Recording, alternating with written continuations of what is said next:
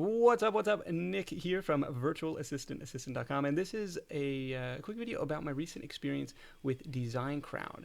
Now, for full disclosure, I'm a DesignCrowd affiliate, and they've actually been sponsoring the podcast that I host called The Side Hustle Show.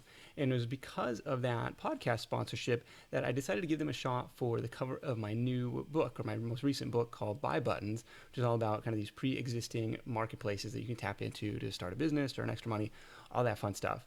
Now, if you're not familiar with how DesignCrowd or these other crowdsourced design services work, basically you submit your design brief. You say, hey, this is kind of what I had in mind. This is what I included was like, here are some other book covers that I like. Here's kind of the vision that I had for it. And then you kind of select from a few different price tiers, ranging from very, very cheap to very, very expensive on how much you want to award the winning designer.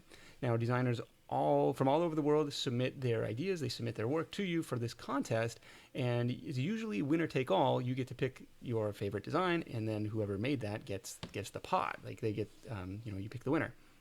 Naturally, the bigger the reward, the more you can afford to spend, the more design entries you are likely to receive.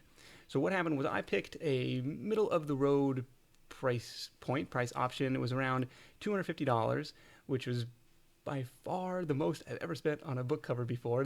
I think my previous record was like $5 on Fiverr, right?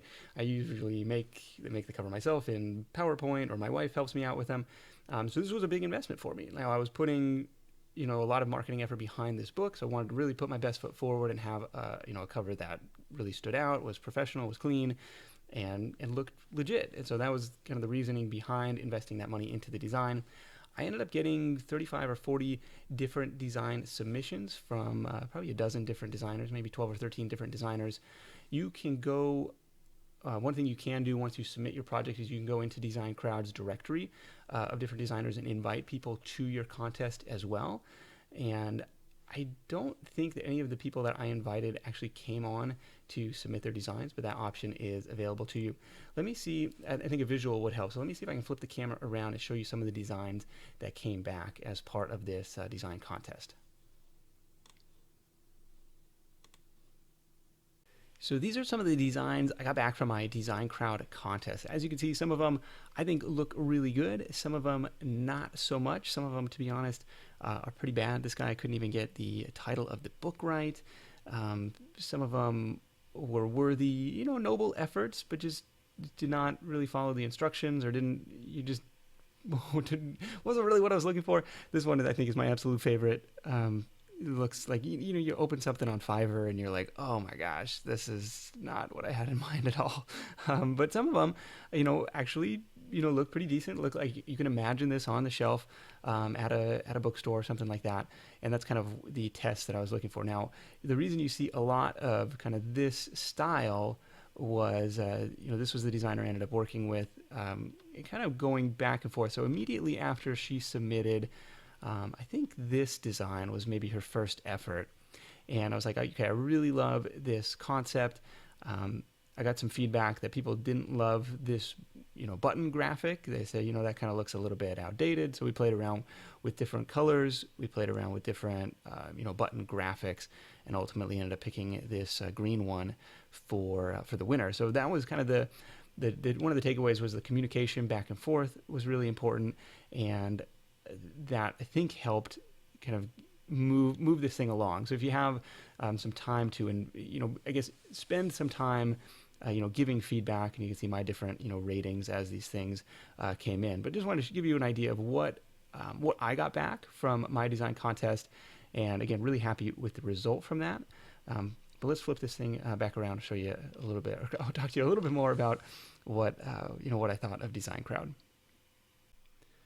Okay, so the other feature I thought was kind of cool from DesignCrowd is their voting feature, right? So you can, after you collect all of these designs, you can ask your audience, you can ask your readers, you can ask, your friends and family to vote on which ones they like the best. And if they are in your target market, if they are your potential customers, that could be actually really valuable feedback.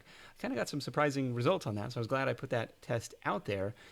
What kind of was frustrating to me was that DesignCrowd required people to like create an account or to register and able to vote. I thought that kind of put an extra unnecessary burden or hurdle in kind of the voting process or the feedback process.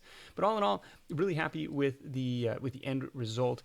One thing I would probably do differently the second time around is this. So DesignCrowd has a money back guarantee. They put that in there as a buyer protection. If you don't like any of the designs, you can get your money back, right?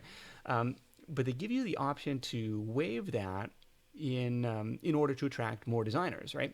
So after I had, like I showed you, that design that I really liked, I probably should have killed the money back guarantee to open it up to make the contest more attractive to other designers. Be like, hey, I am at this point now really confident that I have something that's going to be a winner. I have somebody I can work with to kind of go back and forth on, and now I'm just kind of getting greedy. Like I want to see what else can I get, and by showing it as a guaranteed contest from the designer standpoint, all of a sudden that's more worthwhile my time to my creative energy to go put something and submit my idea.